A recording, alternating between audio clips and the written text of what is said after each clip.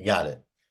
So today's daf is daf Kuftet Vav. It's actually a very long daf, so I'm going to try to make sure we finish it. We're up to the Mishnah, which is around 10 lines from the bottom of Kuf Yudal and Amabet, and it's a fascinating Mishnah, which, like many things, we're going to go over very quickly. But we've been discussing a lot in this parak and throughout the whole Masechta what happens if someone steals something and how it transfers ownership to the Ganav, right? Meaning, can the Ganav then sell it? Can the Ganav give it to Truma? Can he give it to Hektish? And the whole concept of Yush, if the first owner gives up, the person was stolen from.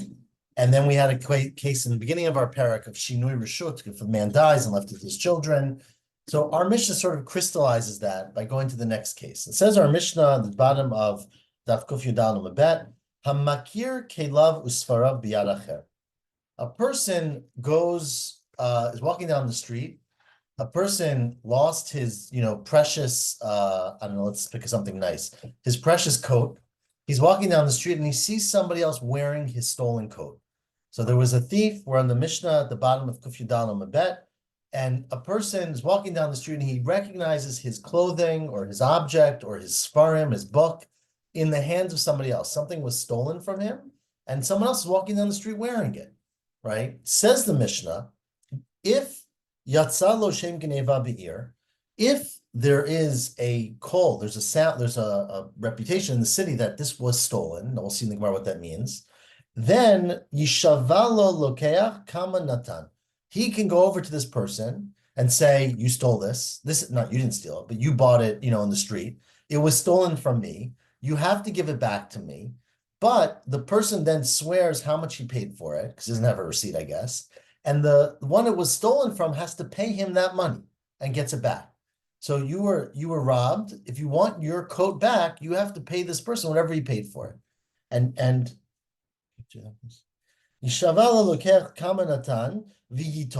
you can keep the thing, right? And the reason is, and we're going to see this in the Gemara, is that they made a takana. They made a special takana called takanat hashuk. It's a takana for the marketplace, that if a person who went to buy something couldn't be assured that it wasn't stolen, right? That it didn't come from somebody else, because you never knew, right? You go to the street and you buy a coat.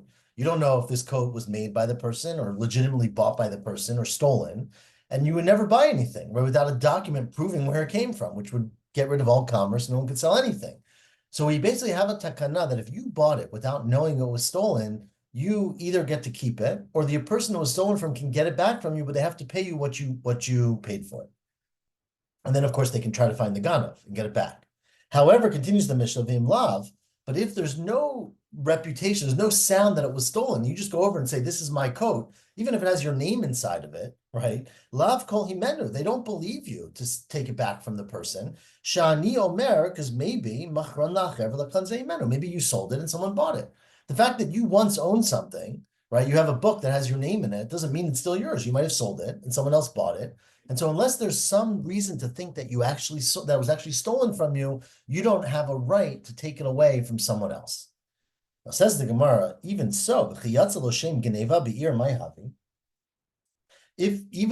they said that it was stolen, who cares that if some people are talking about, oh, everyone heard about this great famous first edition of Hamlet that was stolen from Ruvain, right? Maybe Ruvain sold his first edition of Hamlet because he needed money. And then he thought 2 weeks later, I'll tell everyone it was stolen and I'll go find it because it's got my name in it, right? Maybe he actually sold it. I'm going to give some names here with all apologies to the vote, right? So let's say Reuben's the original guy with the Hamlet. Shimon is the robber and Levi is the one who bought it from him, right? So Reuben's walking down the street and he sees his copy of Hamlet it's a sefer, right? In Levi's hands.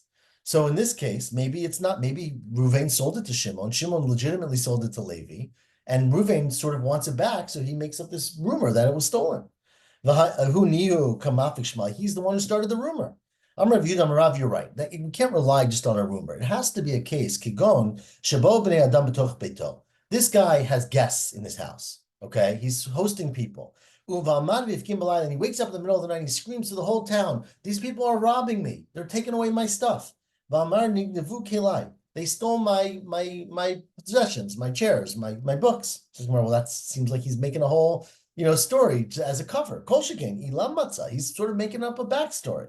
So Rav Kahana Messiah B'Mishmei, the Rav Kahana said, no, it has to be Kigon Shahaita Machteret Chatura B'Toch Beito. That in fact, not only is there did he claim people stole from him, but there's like a trap door, there's a tunnel dug out where they stole things from, and you watch them, and says the Gemara, Bnei Adam, where are we? Shavlanu b'toch beito. There are people who were staying in his house. Yatsa, they're running out of this tunnel. The avrinkot shakelim al katfeim, and they got bags of possessions banging around on their back.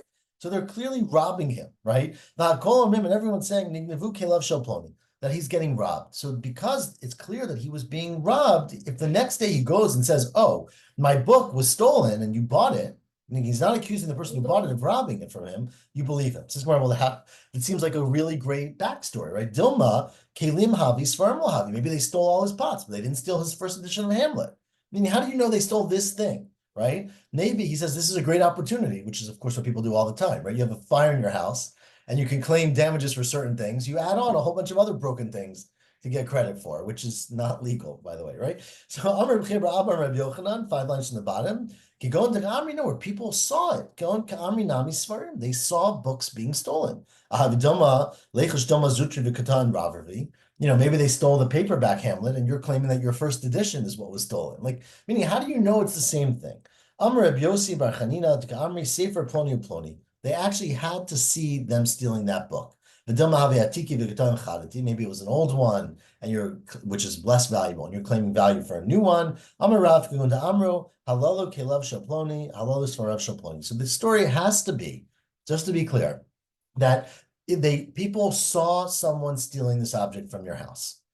And the next week, you see it in someone else's possession who's not presumably the person who stole it from you, but they bought it from the robber. They didn't know it was stolen. And so you have a very legitimate claim to say this was stolen from me. Says the Mishnah, in that case, you can get it back from the person who bought it, but you have to pay him. Because if you don't pay him, no one's ever going to buy things, right? Says the Gemara is that, but let's just get a little bit more detailed here to get to some Sanhedrin case. Remember, if you're climbing through a tunnel to rob a person, the person's allowed to kill you, right? Because they're afraid you're coming to rob them. So if someone can kill you, you don't actually have to pay for what you steal. Says Gemara, Mi Amarav, Hachiv Amarav, Bava Machdev Natal Kelim V'Yatzah Patur. If you dig into someone's house and you're as a robber and you steal things, you actually don't even have to give them back because my time you acquired them with your life because they could have killed you. Well, but that's true if you're going into the house. But here, what they saw was you were leaving the house, right? You can't kill someone on the way out, right? That's not legitimate. You can't shoot them in the back. Hani minyo dekaninu b'baba machter to make kara maser nafshe l'katala is when you're going into the tunnel. Avahani kivan de lo masri nafshe l'katala lo. Here you're going out of the tunnel and therefore you're chayav. So that's the case of our Mishnah. So basically, when the Mishnah says that a voice goes out that it was stolen, it means a specific, testimony that this object was stolen from your house. That's where you can go to the person and say it was stolen from me and make them give it back to you, but you have to pay them. Says Rava, the bottom line. Would that be also the case, sorry, if the person who stole it gave it to the next person as a gift rather than sold it to him? Would the first person really have to pay for it if it was never, if the other person actually bought it from the thief? Yeah, so it's a very good question. So the answer is no. We're going to actually see cases like that today. This is a takana that was done in order to establish marketplaces, right? So someone's never going to go and buy an expensive shirt you never know if the next week someone's going to come and say, this is my shirt, right? And so since there's no way to establish that, they don't do it that way. We'll see that things like gifts, which we're not going to discuss, but loans, for example, and other things do not come under this takana. But says Rava at the bottom line, Lo shana el ba'abait asuim limkor kelav. This requirement is only by someone who's a dealer, right? He sells things all the time. So the fact that a book from his house ended up in someone else's house is not proof that it was stolen. He sells. If you're someone who never sells your possessions, right? You're not in that business. So the odds of a book from my house, I'll say I'm not a broker, showing up for someone else are much lower, and therefore it's a higher claim that it was stolen. And there, you don't have to follow so much to prove that it was stolen. Says, well, that's why. Even if I don't usually sell things, it doesn't stop me from selling it. I could tell it, Dilma, top line of Kuftet Vav Amid Aleph, Itzrich Le Zuzi V'Sav, and maybe I needed money and I sold it. Amar Rav Ashi, Arei Yatzel L'Shem Gneva B'Yer. You know, that's as long as there's a Shem Gneva, that's enough. So you don't need the specifics, as we said, where they know this book was stolen. If you're someone who generally doesn't sell your things, so it's not common for us, to many people, not to sell their things. If your bicycle ends up in someone else's yard, presumably it was stolen, as long as there's a call that it was stolen, that something was stolen. Itmar. Now, it says on the third line, this is very complex, so stop me if I'm going too fast. Trying to go fast, but not too fast. Says the Gemara, our Mishnah was talking about a case where you don't know who the Ganav was, right? So Ruvain sees that Shimon doesn't know about Shimon. Ruvain finds that Levi has got his shirt, and he's allowed to take it from him as long as he pays him. But what if they know who the Ganav is, right? What if Levi can identify who sold it to him, and we can prove that that person stole it? And then Ruvain comes over to Levi and says, you know, you have my shirt. Levi says, I know I have your shirt. I bought it from Shimon. So what happens then? Does Ruvain get the shirt back and have to pay? Does Shimon have to pay? What happens? So says the Gemara, it's Ganav umachar. A man steals something, say, or it doesn't have to be a man, but let's say it is. Shimon steals something from Ruvain, and he sells it to Levi. V'achar kach hukar haganav. And then we know who the Ganav was. So Levi now has this beautiful shirt. Ruvain wants his shirt back. Levi wants his money back. He paid $50 for it. What happens? Says Rav Mishmeid Rabbi Chia, Amar Hadin im Harishon, that you know what? Levi does not actually have to deal with anything here, with the money. Meaning Ruvain's claim is with the person who stole it, with Shimon. Now Ruvain gets his shirt back, but he's got to pay Levi, right? $50. And then Ruvain can go to Shimon, the robber, and try to get his $50 back. But it's not Levi's problem, because Levi did the thing, he bought it legitimately, right? Or he thought it was legitimate.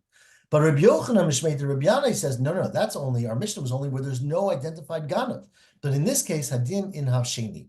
You know, the second one, meaning the one who bought it, Levi, is the one who Ruvain goes to, gets his shirt back, and Levi's got to go and try to get money from Shimon, who he bought it from, right? Amar Rav Yosef, now says Rav Yosef, if you want to know something lo pligi, they don't really argue, even though one said you go to Levi, one says you go to Shimon, because it depends on whether there was Yush or not Yush. And this brings into, of course, the whole parak, right?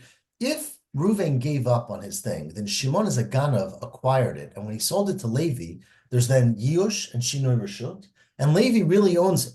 And so if Ruvain wants to deal with someone, he's got to deal with Shimon. But if there was no Yush, then Levi doesn't really own it. It's still stolen goods, and he can basically go to Levi. So that's what Rav Yosef says. No pligi. Kan lifnei Yush, hadinim hasheni. Right? If there's no Yush, then you go to the second one. You go to Levi. Kan lacher Yush, hadinim harishon. If there is Yush, then then Shimon sold it to Levi, it was a real sale. And then Reuven can only go to Shimon to deal with his problems. And Tervayo Itle de Rav Chisda, they both told Rav Chisda, who says that Yush alone is not enough to acquire it. You need Yush and Shinoi Reshut. Now, that's what Rav said. That's what Rav Yosef said. Amalei Abaya said, Abaya, that's ridiculous. So, lo pligi, do they not argue? What about the case of Matnot Kuna? Now, Matnot Kuna, remember that there's a mitzvah that when you slaughter an animal, you have to give certain portions of it to a Kohen. We're going to focus on one of them, which is called the Keba. Remember, it's Zroa, the Chayayim, the Keba. The Keba is a section of the stomach, of the intestines, that you have to give to the Kohen. Okay? Now, the reason we're bringing this into play is that basically, let's say Ruvain's a Kohen. Shimon is a butcher, and Levi's a buyer. I'm using the same names for these positions. Levi walks into the butcher store and buys the intestines of a cow. Now, if Shimon, the butcher, gives him the kebab, it's basically stealing it because it goes to the Kohen. It's not something Levi, who's not a Kohen, is allowed to get. So it's being stolen from Ruvain. Interestingly, when you talk about matnot kuna, there's no concept of yush. No one gives up on it because since it's not an individual and it's a requirement, you can't give up on it. So this is the case without yush. And what you just said is that without yush, it never is acquired by the person buying it, and the claim is only with the first person, with the stealer, with the robber, right? Oh, sorry, the claim is with the third person. Thank you, or the second person we're calling, but he's the third person, right? Wait. So the claim is with Levi, not the butcher. But let's read the case now and see that that's not what it says, okay? Because anytime matzot kuna is like you didn't give up. Upligi, and they argue even in that case, it's not. What's the Mishnah? The Mishnah says we are the third to last narrow line. Amarlo, if a person goes to the butcher, again, this person's named Levi in my analogy, and the butcher's name is Shimon, and he says, Machar li mea shel para, I want to buy the intestines of this cow. I'll give you $100. You know, so intestines are very big in a cow, but I'll give you whatever amount of money. I want to make, what do you make out of intestines? Kishka, right? I want to make kishka. I'm going to buy the intestines of the cow. Matanot includes, he hasn't separated out yet the keba, the stomach of one of the stomachs of the cow. That's part of the matanot guna. Says the Mishnah, notno the kohen, ve'eno menakelo min hadamim. If you paid $100 for this, you, Levi, you get home with it. You have to give it to a kohen. You can't go and get a refund because when you paid $100 for the intestines, everyone understood that includes the part that you're going to give to the kohen because no one, you can't keep that. But if you are lakach himeno b'mishkal, but if you buy by weight and you say I'm going to pay $9.99 a pound and it's 100 pounds or whatever, 50 pounds, but the stomach is 5 pounds of that, then notno le kohen, you still have to give it to the kohen, but you can get your money back from the butcher. Umenakelo min hadamim, right? You can get your money back from the butcher. V'amar Rav. Now Rav said, this is the first wide line, lo shanal sheshakal la'atzmo. This is only true if the person walked into the butcher's shop himself and said, I want to buy the intestines, and the guy said, okay, go to the freezer and pick them up. And he, Levi, picked up the intestines, including the part that belonged to the Kohen.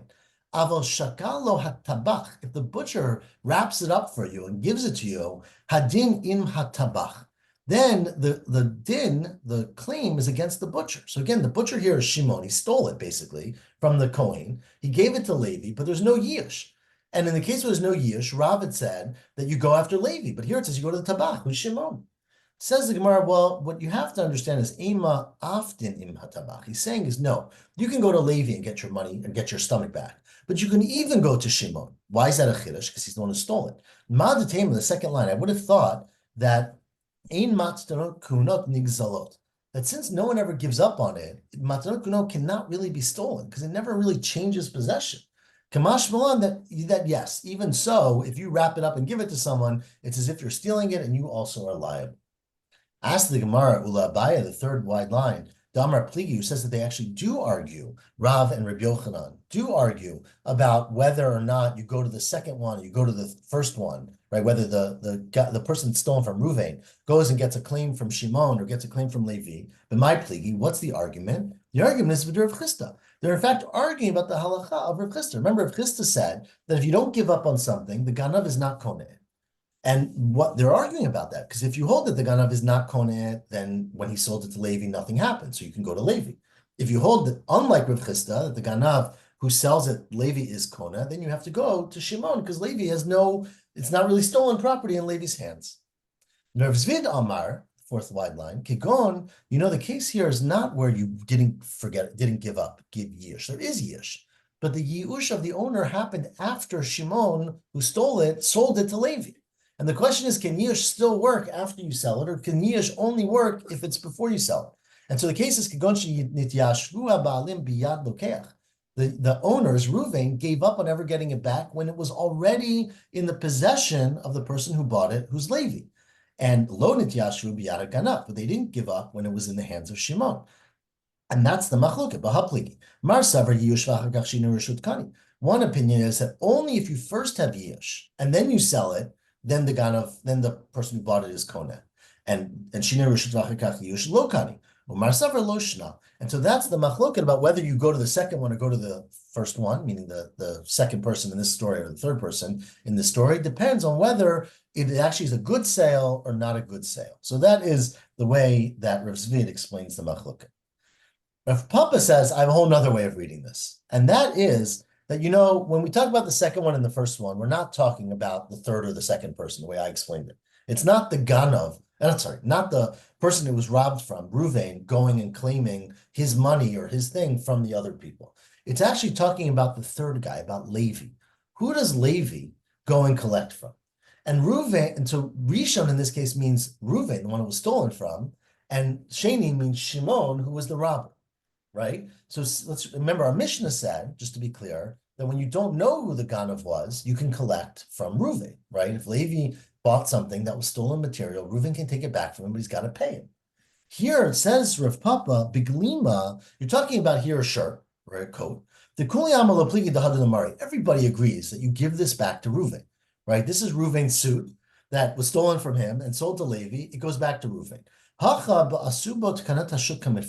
The question is, the Mishnah talked about takanat hashuk, right? We made a takana that if you buy something that's stolen, you get your money back. Do you say the same thing when you identify the robber? That's the question.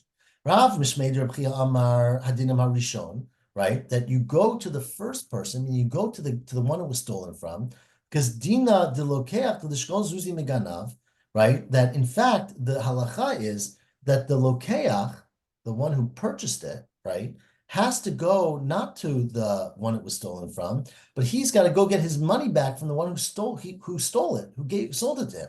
V'lo asu bo takanat hashuk, and you don't have takanat hashuk in this case. And Rabbi Yochanan Shon Rabbi Yani Amar Dina Masheni Dina Delokeach Delishkol Mibala Bayit, that the person Levi can go actually collect money from Ruvain v'asu bo takanat hashuk. And then in fact, in this case, you still have takanat hashuk. So since again, Levi bought it in good faith, even though we know that Shimon is the robber, you don't make Levi have to track down Shimon to get back his money. You basically give the object back to Ruvain, who it was stolen from. Ruvain has to pay the amount of money that Levi paid to buy this thing. And then Ruvain can go to Shimon and say, you stole this from me. I know who you are. I'm going to collect from you. Says, where is that true? Does Rav really hold in this case that there's no takanat hashuk if you know who the ganav is? Rav Huna tamidi de Rav Havi. Now Rav Huna was a student of Rav, and therefore we assume that everything Rav Huna did went according to Rav, which is a strong assumption. And Chanan Bisha, there was this guy named Chanan Bisha, it was Chanan, who was like a bully. Sheganav Glima Vizavna. He stole someone's coat, someone's suit, and he sold it, right? So he's now the robber. Ataka made Rav Huna. The guy came in front of Rav Huna. Amar Leila, hu gavra zil shari avitach. Go and untie your belt, meaning you have to pay back, right? So why do you have to pay back if you don't hold right? If Rav does not hold takanat hashuk, why would you have to pay back the money to the one who bought the stolen object? Says the Gemara, well, that's different because Shani Chanan Bisha, and this is very interesting detail here. Chanan Bisha was a super bully, and therefore, even though you knew he was the ganav, no one was going to be able to collect from him. So if you say to Levi, go and, to give me back my shirt, my suit, and go and collect the money from the ganav. If the ganav is someone who you can't collect from because he's not subject to your laws, then that doesn't apply. Because again, no one's going to buy things if they know that they have no recourse in case it turns out to be stolen.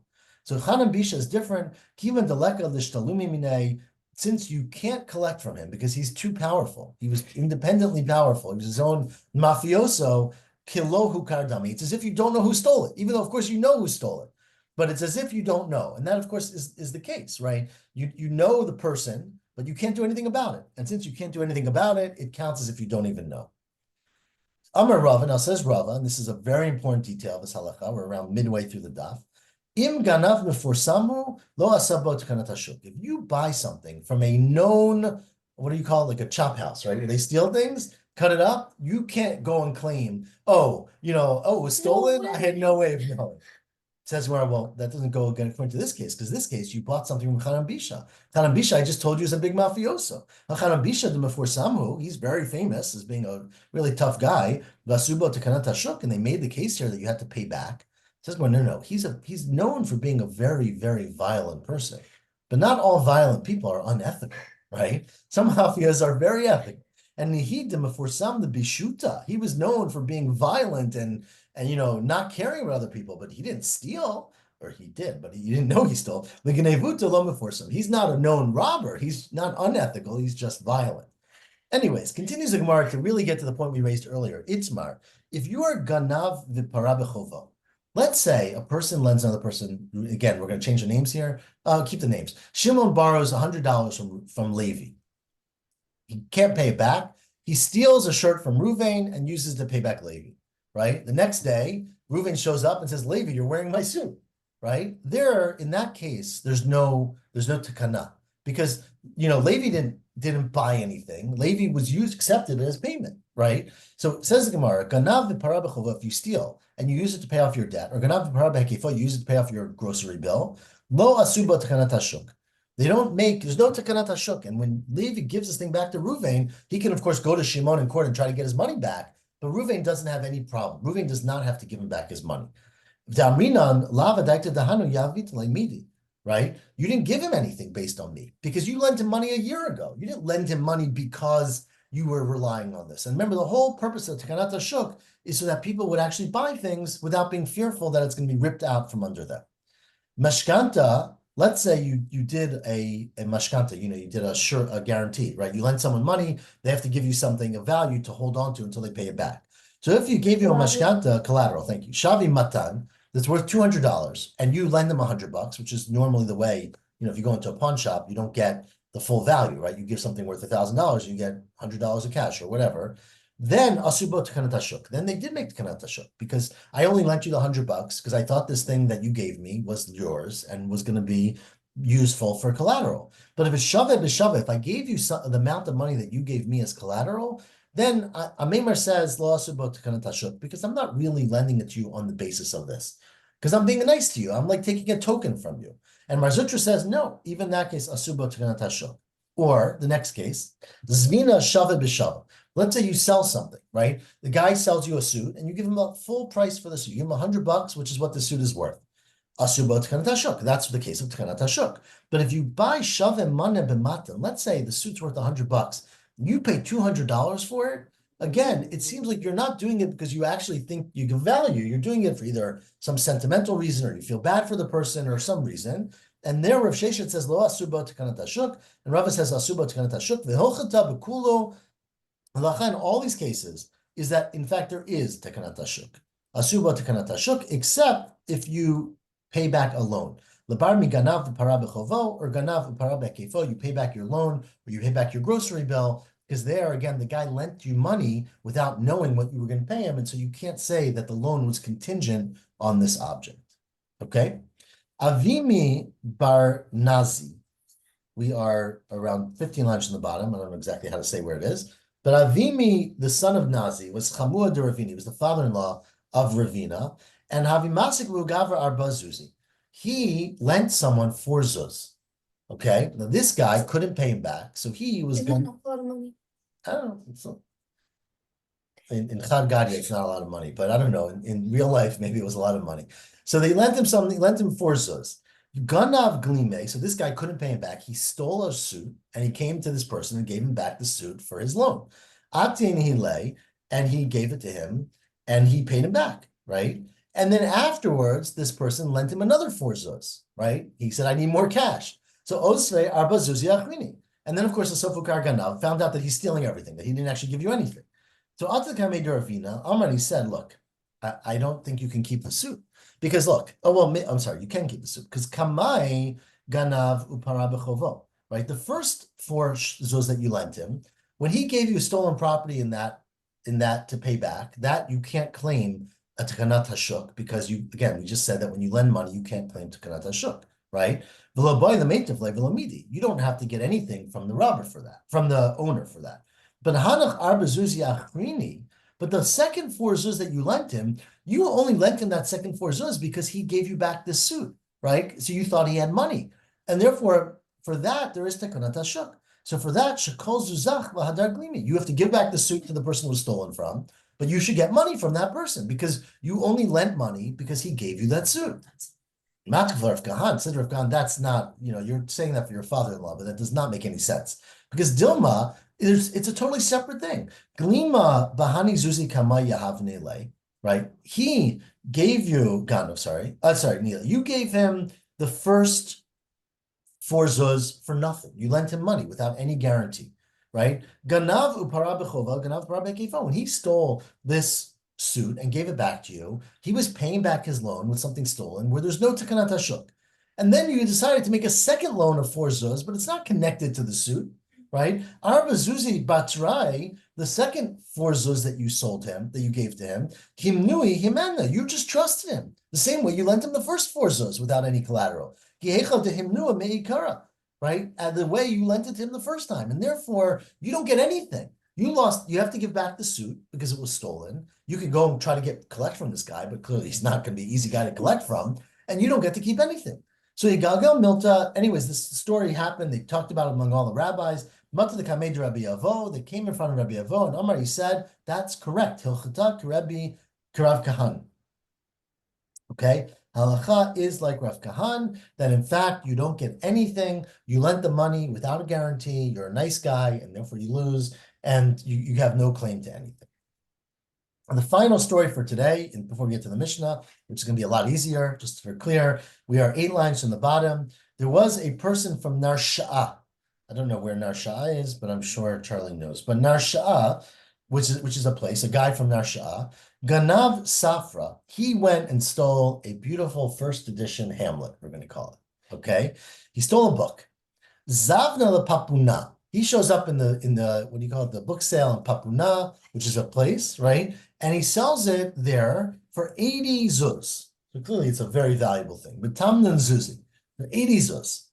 The guy in Papuna, of course, goes to Nechoza, and he sells it for 120 zuz. Okay? Also, Papuna, Zavni the Bar Mechoza, he sells it in the Shuk in Mechoza for Meya ve'esrin zuzi, for 120 zuz. Okay? So person number 1 stole it. Person number 2 bought it legitimately for 80. Person number 3 bought it legitimately, quote unquote, for 120, right? And then they find out that this whole thing is stolen, right? There's an Interpol release. First edition of Hamlet is missing. They discover what's going on, right? L'sof hukar ganav. So Amar Abaya, you know what should happen? Lezel Mari de Safra, the owner of the book, should go. The Yav late, and he gets his book back, right? But he's got to pay up for it. That's what the Kanat Hashuk is. Who does he pay? Yavle the Bar Mechoze should pay the first person who bought it 80, because that's what he paid for it. Tamnan Zuzi. The Shakal Safra, and he gets his book back. And then the Bar Mechoza, right, not the Bar Mechoza is the last guy, right? But because the first sale was for 80, that's what he pays. He pays the Bar Mechoza 80.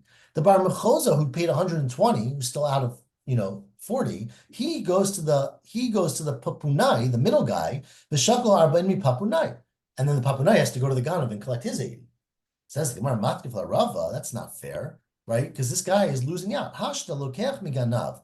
If you buy it from a Ganav, where at least you should maybe have thought, where did he get it from, right? They still make you whole. You get all your money back. Asur kanat ashuk. So if you are buying it from someone else who bought it from a Ganav, you're even further away from the robbery. You should for sure be made whole, right? Lokeach mi boy. Elamar Rav, you know what should happen? Lezel Mara de Safra v'Yavle the Bar Mechoza Me'ev Esrin Zuzi. In fact, the final book purchaser has to be made whole. So the person who wants his book back has to go to that guy and give him 120 zuz, and he gets his book, V'Shakol Safra. And then he's got to go and collect the money. So Lezel Mari de Safra, and he takes 40 zuz from the Papunai, who made 40 zuz of profit, remember? And then, of course, he goes to the Ganav, the Narsha'a, and he collects the other 80 if he can. The Tamnun min Narsha'a. So that's an interesting case, but hopefully everyone is made whole once you collect from the Ganav. So much work for the guy that got stolen. They don't discuss the earlier machloket, whether it's lifnei yush or lachar yush. Correct. So here we don't discuss, and again, in this case, it seems who the Ganav is. So it's actually an interesting case, but this is the way we come out, is that you want to make the person whole. The assumption here is that there was Yish, right? And therefore the sales all counted as good sales. Says the Mishnah, we're going to do this over in 10 to 15 minutes. It's much faster now. Remember the end of last Mishnah was a person is walking down the road, his barrel of honey gets broken, it's going to fall on the ground. Honey is very valuable. You've got a barrel full of wine that's less valuable. Rabbi Yochanan ben Broka said, I think it was, that you should dump out your barrel and you should save the wine, but the Chachamim disagree with that, right? And we're going to have today the Chachamim. Well, we're going to find it. Anyways, says the Mishnah, Zeba b'chavito shel yayin, one person's walking down the road with a barrel of wine. V'zeba b'kado shel dvash, one has a barrel, not barrel, but a jug of, I don't know how you translate kado, like a jug of honey, which is much more valuable. And nistika chavit shel dvash, and it gets cracked and it's about to fall apart. V'shafach zed, this person dumps out his wine and he saves your honey. V'tzilat dvash l'tocho, says the Mishnah, tough luck.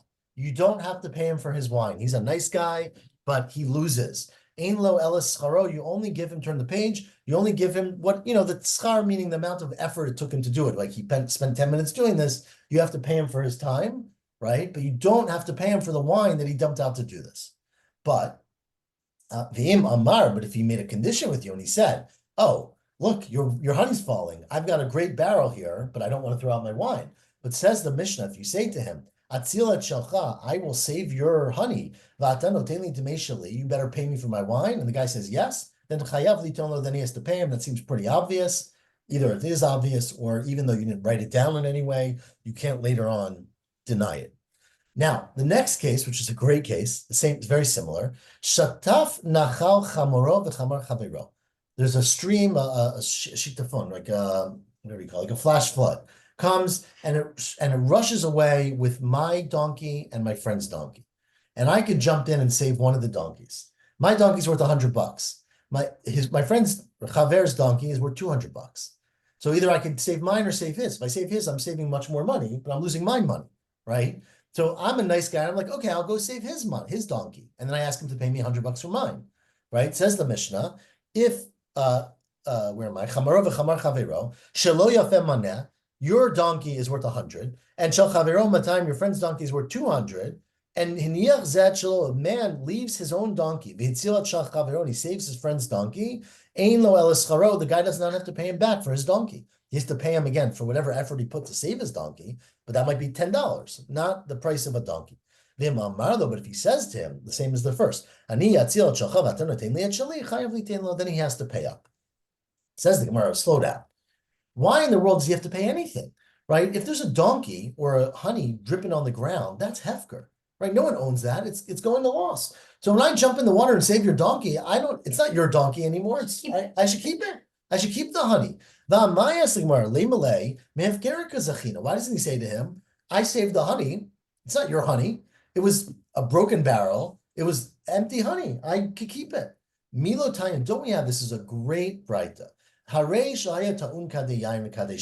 Person is going down the road. He's got a donkey full of barrels of wine or barrels of oil. And he sees that the screws are coming loose on one of the bottles of wine. And in 30 seconds, this thing is going to burst open and all the wine's going to fall out. So you know what he says? Brilliant Jewish guy. 30 seconds before the wine's about to burst, he says, you know what? All of the truma I owe this year should be in this barrel of wine, right? All my charity is right here. And then it burst. I'm really sorry, Mr. Cohen, right? So it says the Braita, you can't do that, right? You see they're about to break. Lo yomar, you shouldn't say, Harezu truma, you know what? All my truma is in this barrel, right? Vim amar, and if you do say it, lo amar klum. It doesn't even work. Now, why doesn't it work? It must be because it's hefker, right? Because since the barrel's about to break, you basically give up on it. So if you give up on it, then anyone who saves it should be able to keep it, right? Says Gemara, well, you're right, but there's an exception to the case. And that's Kedam Reb Yirmiyah, we'll see him in a minute. You have like a duct tape.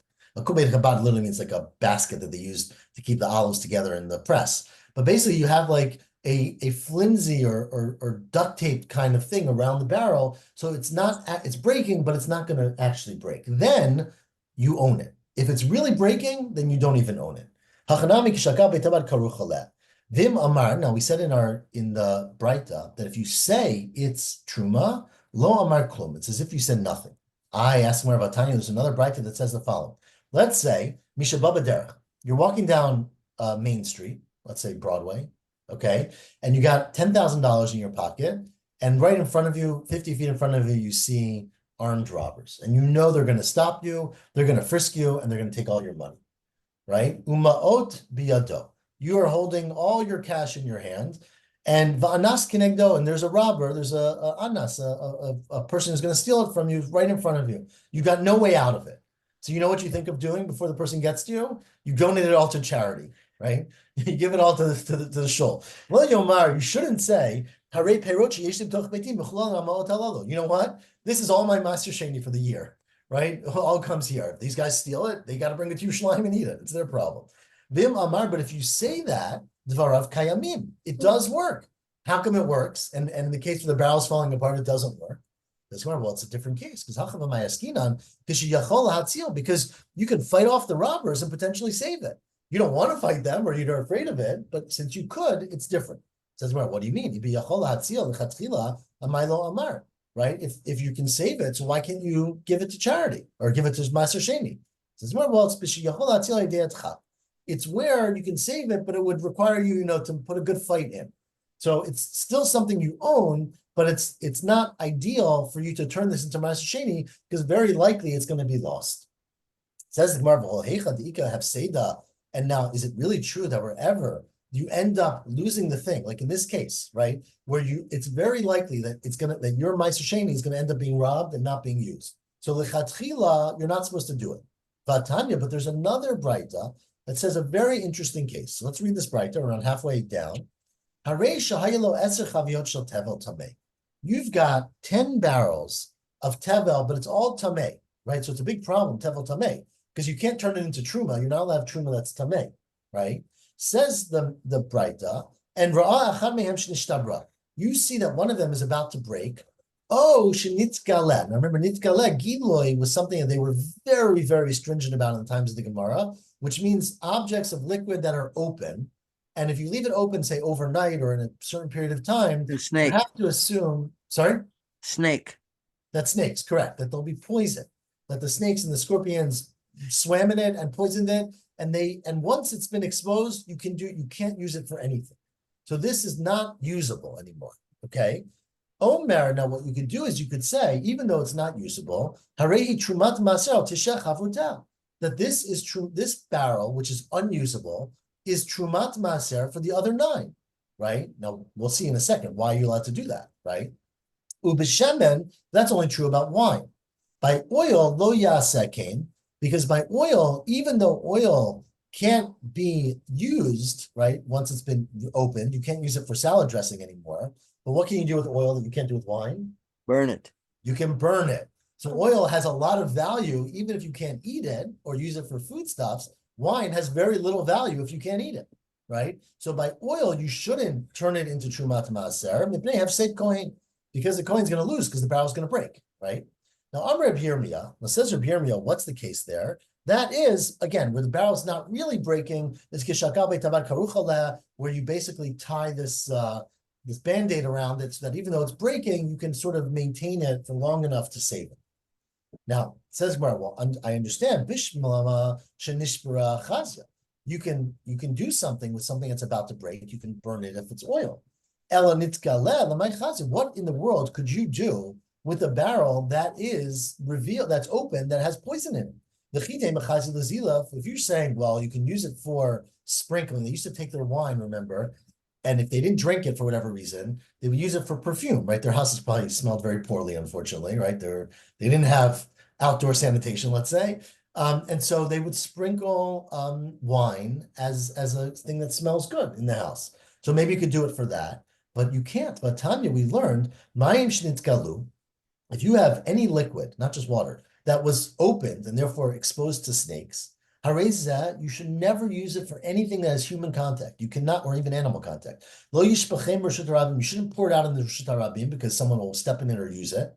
V'lo yigval be'emet atit, you shouldn't even use it to make cement, right? And elsewhere Rashi explains, because kids chew on cement, right, like lead, right, and it's poisonous. So you can't tit. Of course, it's not cement, right? It was whatever they call it. Gravel. It's not gravel. Tit is the whatever it's called, mortar kind of thing that they make, right? You shouldn't use it to clean the house. Remember, they would, of course, put liquid on the house to tamp down the dirt. You can't give it to your animal to drink. Not your friend's animal. So you can't use it whatsoever. So what do you mean you've got to go and save this and prevent it from becoming trumat maaser because you're going to use it for a kohen? What can the kohen use it for? No, you can use it because you can filter out the poison.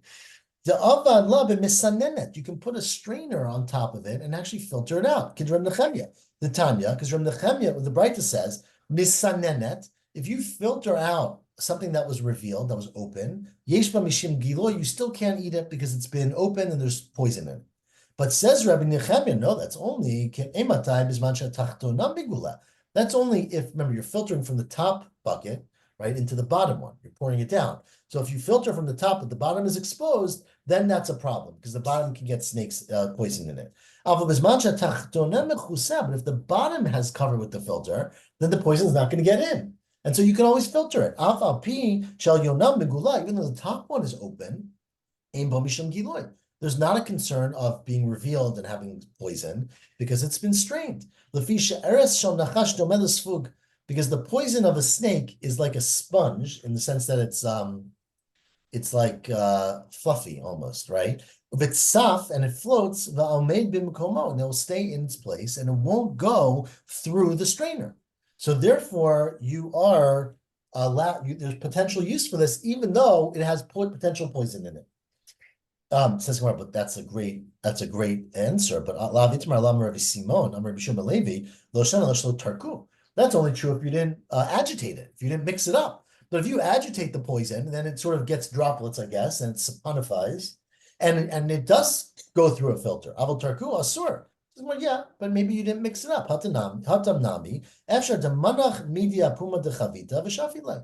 You just very gently pour it out. You don't mix it up at all. And so it's possible to basically, according to Reb Nechemia, to clean the bucket that is open by straining it, by basically, cleaning it out. That's a great answer. Reb Nechemia holds you're not allowed to take truma for something tamei on something else that's tamei. Reb Nechemia mitamei mitar minan. Does Reb Nechemia allow you to take truma? Remember, the story started with 10 barrels, right, that were tamei. And one of them is opening up. So we say, take truma from that one for the other 9. But is that the case? Okay, you're allowed to do that. V'atanya, we learned in a Braita, tarmin min tamei al tamei. You can take truma from one object that's tamei for another object that's tamei. V'umin tahar al tahar, for something that's tahar for tahar, min tahar al tamei. Avolo min tamei al tahar, but not for something tamei on something else that's tahar. But Reb Nechemia says, af min tamei al tamei lo hatiru l'trom ela b'shel demai. They did not permit you to take truma from one thing that's tamei on another thing that's tamei, except for demai. Remember, demai is where it's a safek, right? Where they probably took off truma and midrabanan, we make you take it off again. There you're allowed to do it. So that's the only exception. Answers the Gemara, of course. Well, that has to be the case here as well. Hachanami, you have to explain that it's talking about demai, that it's talking about demai, and that's why Rabbi Nechemia allows you to take truma on something that's tamei, on something else that's tamei. I'm going to exhale. Okay, we're going to do a few more lines just to get to the bottom. So we are 10 lines from the bottom. Amar mar, ubishemen lo yasekim. You shouldn't do this by oil, because if you do it by oil, remember, if you turn oil into trumat maaser and the barrel breaks, then the kohen is going to lose out. Okay? Says lo yasekim, they have said kohen. Maishna shemen d'roi lahadlik. Why are we so worried about oil? Because the kohen could have used it to burn a fire, even though it's tamei, and he can't use it to eat, but he can use it for a fire. Yayin nami royal ziluf. Even wine too, you should be worried about, because even though, of course, you can't drink it because it's tamei, but you could sprinkle it out for the smell, right? For clean. The chiteman, if you're going to say ziluf lav milti, that's like pennies. It's not worth a lot of money to sprinkle something out. That's not true. Anyone who's bought perfume knows that perfume costs a lot of money, right? If you drink wine, you pay for 1 lug of wine, you pay $1 a seller. But if you're mizalfin, if it's the kind of wine that you use for spices, right? For sprinkling, then milug b'shtayim, you got to pay $2 for a lug. So it's much more expensive. So it is valuable. Says Gemara, it's true, but that's only if it's wine that's old, right? If it's fresh wine, it's not very good for the smell. It's new wine, and therefore it really doesn't have any value. It doesn't have that mature smell. It doesn't change the way things. It's not valuable. So okay, but even new wine can be made into old wine, right? You can age it. All right, says one, you can age it, but we don't want you to, because remember, it's tamei, and we're worried that if you keep it around for 2 years, someone's gonna drink it inappropriately. Ati bali de takala. You're gonna end up, basically using it for something else, and people are gonna drink it, and they're gonna drink something tamei, which is really wrong. And so therefore, we don't allow you. We don't care about keeping it around, and we don't mind if you basically destroy it. Says Gemara, well, it seems like you would have the same problem with shemen. Right? You said you should save the shemen to use for lamp oil, right? But if you might walk into the kitchen one day and you need some oil for your salad dressing, and the lamp oil looks beautiful. So why don't you worry? Shemen amiyati de takala. Of course, you have to put it in the manach b'klei ma'us. You got to put it into a kli, which is disgusting. When you're never going to pour, right? You put into your engine. No one's going to open up the engine to take out oil to put on their salad, right? So you have to put it into a kli. That's disgusting. It says more. So do the same thing for wine. So yayin nami manach b'klei ma'us. The answer is that you're using the wine for perfume. So if you pour it into a disgusting kli, it's no longer going to help you with perfume. All right, hashel the zilufka baile. You want to use it for perfuming your house. And so therefore, it's not possible to basically come up with an arrangement for the wine that would be safe and would protect it. But the oil, you can put it into a kli that you're never going to eat from or drink from. You'll use for firewood, or not firewood, right? For lamp oil. And that's okay. And therefore, the oil you have to be careful about, but the wine you don't. And we will stop there at the last line and finish that part of it. The Gemara actually will continue tomorrow discussing exactly this. So, Shavua Tov, everyone. Thanks for all the attention. As I said, it's the last weekend of Masechet Bava Kamma. I think on Thursday, I think is the last day. Yeah. And so Friday morning, God willing, we will start Bava Metzia. And I hopefully will see everyone next Motzei Shabbat. So Shavua Tov. Thank you. Shavua Tov. Shavua Tov. Thank you. Good night. Shavua Tov. Good night. Good night.